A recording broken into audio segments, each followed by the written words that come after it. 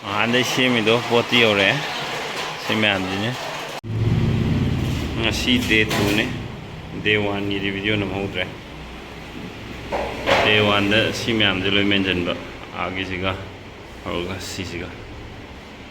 asina day 2 rang dai bo roge ado ngangai video thagat tabagi myam sorry matam chana video thagat tabai maram myam laigre ado hojik video nam ko ka hore kam kan release to dino dikhang de ano wo project ma taw hore ni si je myam bo wi minali kamai to ke do kai oi de no myam da location ke ka do ren boy ra pada loi haijar ke stay tuned Ngaira Abemma hi ros na hi hi ako zik mami lo bulai ni ko mami ke office ta ko ako ke do bulai no mami lo bulai ni hayo Ngairi tholaga laurani myamna Abemma ude abdu silere Ngaira silere anima yam chaure Abemma nang chaur ba chaure ma yam chaure Ngaira di chaur ba Ngaira di chaure ma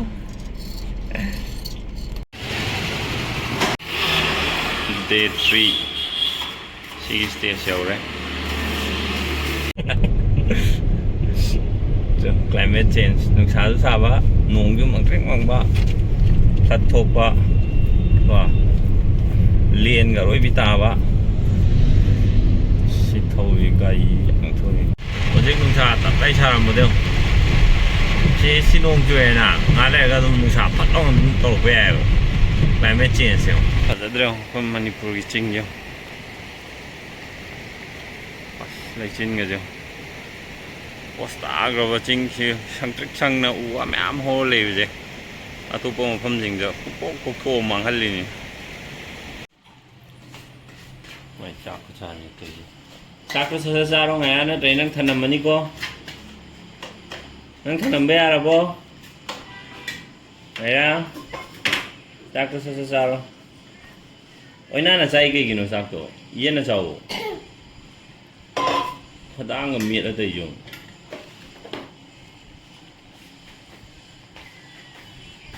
Nam phone da mi sai do ge nam phone da mi sai do siro phone da ha adi piro tak sa day 3 mai fitting achi ke no je lok thom ba kaung ni ko phen je am seng to ki si sine ngan dei tor ko do sigan numit mari ni sure rang loi re adagi light ki fitting ke ka loi loi re mane light le re phen ma pe reason khara ga ko do wa ni te basin ke ka le re mane wo re sine ji o le rom je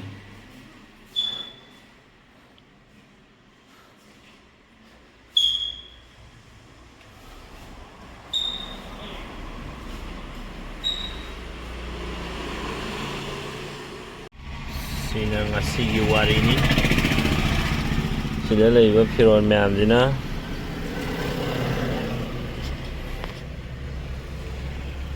Abemma je laying ba chalu bane ba ma je o baga adai kem chaw ya da ba mabuk nai mabuk chi dum hai ba gi ko ai chalu ne du ga doctor da othore ya adu ne o smaila le ni ai pritu ai chokra ba mai ju phiron oi o sang ra ba ko smaila le ni mama na ida ma kai nom cha ya di na any cha ba de restriction lai te ya doctor na chaning ga da ba ma lai sang re nomen masing di somyam jale nomen taruk mi su jale light loi re ac hape sigi jaga ji thaba wali mai fitting si loi si jaga ji am molam ba do duma sem to kre khara aduga hojik tile sima wali sini yang mama malis dai jo em hay ya mai khong malis dai ro ngai da tao biu mama yo na bro malis tao biu ko very good isene lai kan tau ri sticker na pi hayeng pe khagi drawing thok po gi ma practice tai ra khang di sticker lagthua nappi sanai sina morning pung mangai view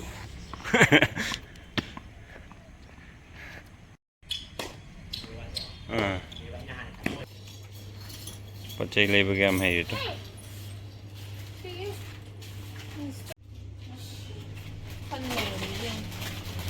baby di kai kai lei no adu pisa pidri ko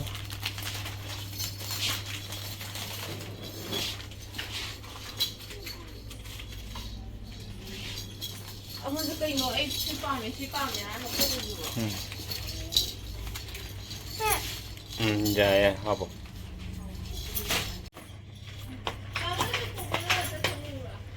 thằng đây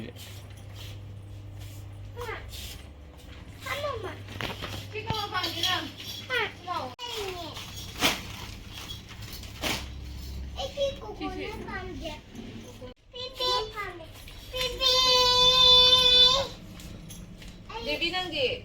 baby tu ni kalau baby tu mah, dah tahu tu lau le.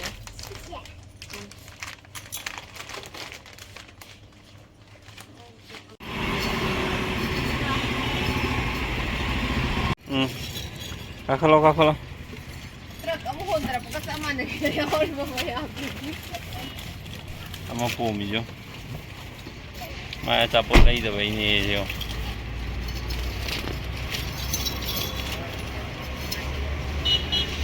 kapjet pa yam toram bane ba je ado sigi thugai na je pisan ba dai tumin lai gre yam kana de manga lai jam sa thaknari Here day 13 to one minute. This tiles yeah the loire sin khai tiles loire aroga sinam mingjen kha do ne mingjen ne yot na khai je ke no aluminium kha di sigi ma paksim da lising ni fu chang eba aroga yot ki kha ga na kha de yam thi ra khen ne ba ko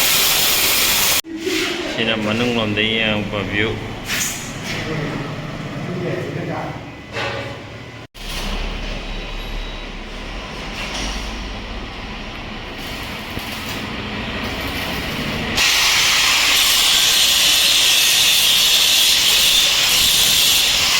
School halak pagi post tore am phajare yenge am phajare gai lai sum tau ta de ba adu to manung de gi bolu to adu ai men ti so ko ni ne sam ge sam ge ti so lo ko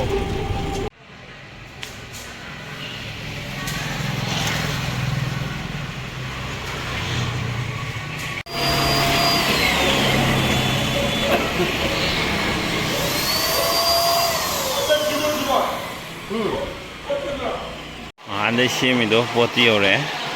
sih macam ni, bodong jom kacau. Sin mana ya udah mana, aduh assemble tu nama mi phone number project tree, assemble tu biro. Kan nama sih video je, oh ini hana thagal lagi tu.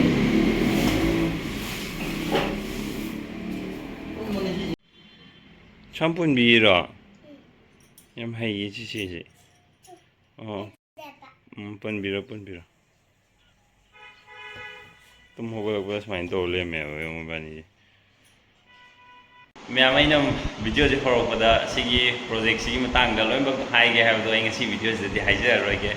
mafam je semjan badi loi re sora pa ma loi re do me am da comment interaction to ya na ba kari oi bi ai ha do me am da comment so hai bi ramo aruga mathang gi video do ina karino kamain to gono karam kan dagi kamain to godo no hai na jingbo pulap adadi mathang gi video den hapsara ge am video je loi bu ing we na thank you so much ngasi gi di bye bye